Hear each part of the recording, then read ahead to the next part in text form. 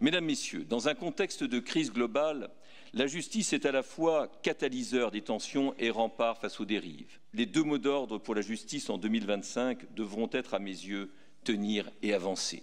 Tenir dans la prévention et la répression des violences les plus graves, notamment celles faites aux femmes et aux enfants, qui mobilisent chaque jour davantage nos juridictions.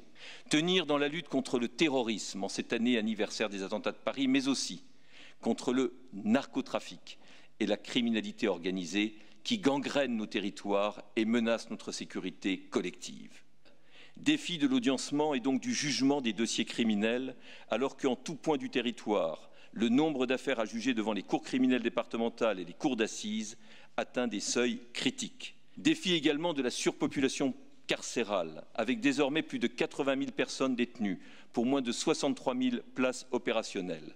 Nous atteignons chaque mois de nouveaux records. Défi, enfin, de l'exécution des peines qui implique d'améliorer des circuits dont les failles altèrent le sens même des décisions rendues. Ce renforcement des moyens est indispensable et doit se poursuivre, mais il ne suffira pas.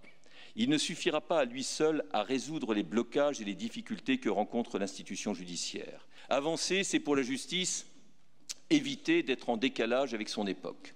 C'est comprendre, s'adapter et agir.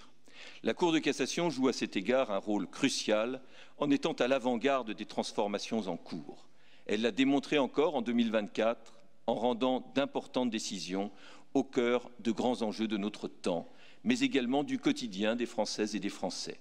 Mais nous demeurons convaincus qu'il ne faut pas confondre technique et progrès, et au contraire, distinguer ce qui est possible de ce qui est souhaitable pour n'admettre que les évolutions qui préservent les valeurs fondamentales de notre action. Ainsi, seulement l'innovation, loin de compromettre la justice, pourra véritablement la servir en renforçant son efficacité et la confiance qu'elle inspire.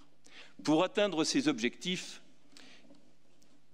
tenir, avancer, encore faut-il être unis, il faut agir ensemble. C'est par cette unité, par notre capacité à innover et par la force de notre engagement que nous préserverons la clé de voûte de notre démocratie qu'est la justice. Une démocratie qu'il nous appartient d'aimer et de transmettre, vivante, intacte et plus forte encore aux générations futures.